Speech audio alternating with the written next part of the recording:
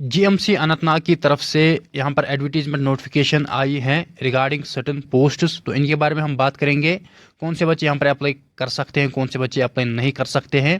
सबसे पहले यहाँ पर आप देख सकते हो कि ऑनलाइन एप्लीकेशन फॉर्म्स आप 16 जुलाई से लेकर 26 जुलाई तक यहाँ पर सबमिट कर सकते हो। और जो लास्ट डेट है submission of hard copy of application form along with requisite documents like bank demand draft in office of administrative officer GMC Anantnag at main campus Dahalgam. So इसके लिए डेट रखी गई है 30 जुलाई। सो आपको जो ऑनलाइन अप्लाई करना है वो 16 जुलाई से लेकर 26 जुलाई तक करना है। और उस एप्लीकेशन फॉर्म जब आप प्रिंट आउट उसका निकालोगे तो हार्ड कॉपी आपको 30 जुलाई तक सबमिट करनी है along with bank demand draft. जो आप एप्लीकेशन फॉर्म फीस सबमिट करोगे तो ये आपको सबमिट करना है जीएमसी अनंतनाग मेन कैंपस में।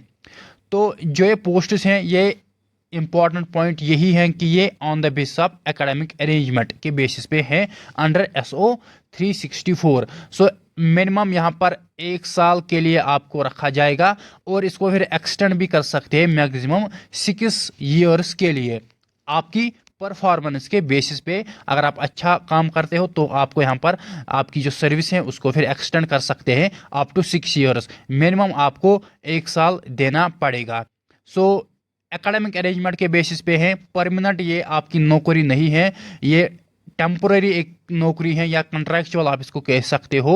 तो मिनिमम 1 साल के लिए है और मैक्सिमम 6 साल भी आपको रख सकते हैं, 6 साल भी आपको रख सकते हैं अगर आप परफॉर्मेंस अच्छी देते हो तो। सो ये एकेडमिक अरेंजमेंट बेसिस के लिए हैं। ओके, एकेडमिक अरेंजमेंट बेसिस पे ये हैं ये रिक्रूटमेंट। सो सिलेक्शन क्राइटेरिया क्या है, आपका रिटन टेस्ट होगा तो मिनिमम 1 साल के लिए और मैक्सिमम 6 साल के लिए। ओके, सो उसके बाद यहाँ पर जो सैलरी है वो आपको मिलेगी अकॉर्डिंग टू SO 364 डेटेड 27 नवंबर 2020। सो आपको एक एग्रीमेंट भी देना पड़ेगा कि मिनिमम मैं 1 साल यहाँ पर काम करूँगा। मिनिमम एज यहाँ पर आप देख सकते हो 16 ईयर्स एंड मैक्सिमम 63। ओके, उसके बाद यहाँ पर जो डॉक्यूमेंट जैसे मैंने बोले कि PDF फॉर्मेट में डॉक्यूमेंट्स होने चाहिए जो आपको अपलोड करने हैं एंड फिर आपको एप्लीकेशन फॉर्म का जो प्रिंट आउट है वो आपको हार्ड कॉपी सबमिट करनी है। सो जीएमसी अनंतनाग की ऑफिशियल वेबसाइट पे आपको एप्लीकेशन फॉर्म सबमिट करना है। उसके बाद यहाँ पर 200 रुपये आपका फ़ी है। ओके, 200 रुपये आपका फ़ी है। ये डॉक्यूमेंट्स रिक्वायर्ड हैं आपके जो यहाँ पर आप देख सकते हो। अब हम बात करेंगे पोस्ट के रिगार्डिंग, जो कि सबसे इम्पॉर्टेंट पॉइंट है कि पोस्ट सबसे पहला जो पोस्ट है वो है टेक्निकल असिस्टेंट या टेक्नीशियन।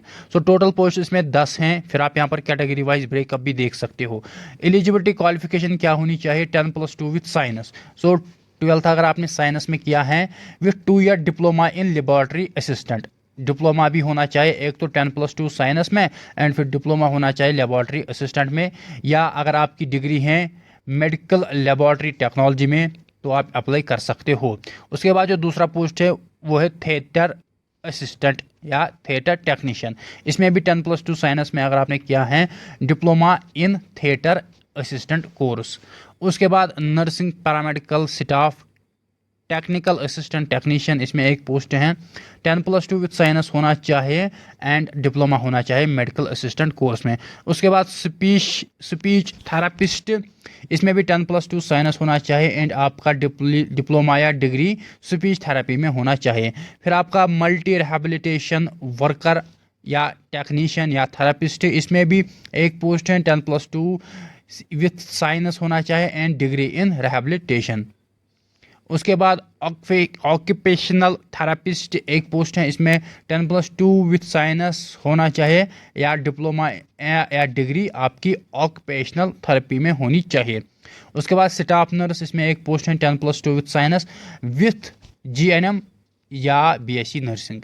उसके बाद जूनियर स्टाफ नर्स, इसमें 5 पोस्ट हैं 10+2 विथ साइंस होना चाहिए प्लस GNM या BSc नर्सिंग।